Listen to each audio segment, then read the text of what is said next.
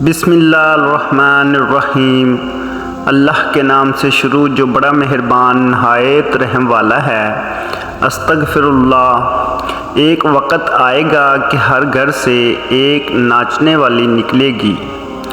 یہ ہم بچپن میں بزرگوں سے سنا کرتے تھے تو ہماری عقل میں یہ بات سمجھ نہیں آتی تھی کہ ایسا کیسے ہو سکتا ہے۔ ہم سوچا کرتے تھے کہ ناچنے والی تو بہت بری ہوتی ہے، کیونکہ اکثر انڈین فلموں میں ناچنے والی کو دیکھا تھا کہ ایک برے کردار کی عورت کو مردوں میں ناچتے ہوئے پیسے لیتے دیکھا۔ ہم سوچتے تھے ایسی عورت ہر گھر میں کیسے ہو سکتی ہے۔ پھر وقت بدلتا گیا اور ٹی وی پر دوپٹے سروں سے سینوں پر آنے لگے۔ ہمیں یہ تاثر دیا گیا کہ کچھ نہیں ہوتا، یہ سب تو آج کل کا فیشن ہے۔ پھر دوپٹے سینوں پر سے کاندھوں پر چلے آئے اور پھر غائب ہونے لگے، اور ہمیں بتایا گیا کہ فیشن ہے بس فیشن۔ انسانی معاشرے میں حیا آہستہ آہستہ ختم کرو تو ہو جاتا ہے، اور اگر یکدم کرو تو انسانی فطرت احتجاج کرتی ہے۔ تو فیشن بڑھتے گئے اور کپڑے کم سے کم ہوتے گئے۔ مقصد عورت سے اس کی فطری حیا چھین کر اس کو نچوانا تھا۔ پھر ڈیجیٹل دنیا کا دور آیا۔ اسمارٹ فون نے اسمارٹ ٹی وی ہر ایک کے ہاتھ میں پکڑا دیا۔ ذرا سوچئے تو صحیح، اگر حیا کو پہلے سے نہ ختم کر دیا گیا ہوتا تو ہزاروں ڈیجیٹل ٹک ٹاکرز آ جاتے کیا؟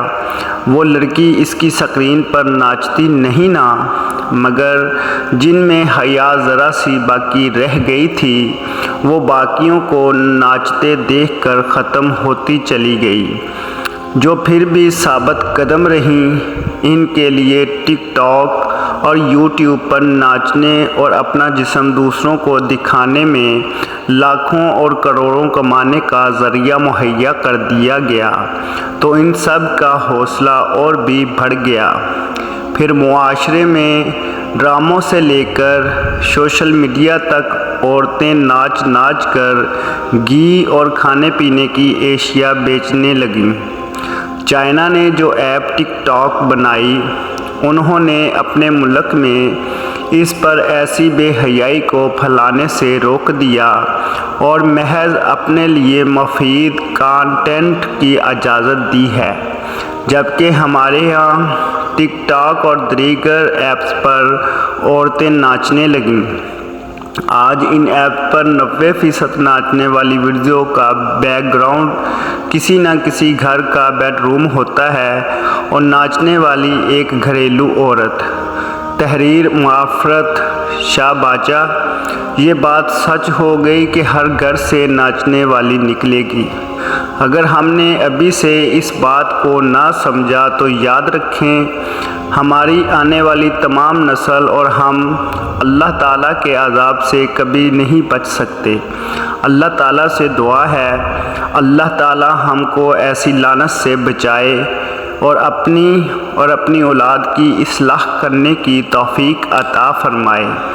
آمین یا رب العالمین۔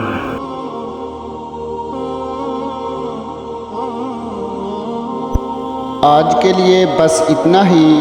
اگر ویڈیو اچھی لگی ہو تو دوستوں کے ساتھ شیئر ضرور کریں، ویڈیو کو لائک کریں اور کمنٹ باکس میں اپنی قیمتی رائے کا اظہار بھی ضرور کریں۔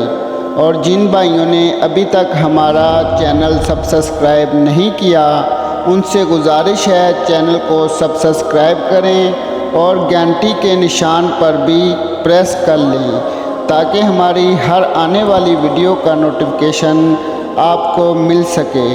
Thanks for watching video. اللہ حافظ۔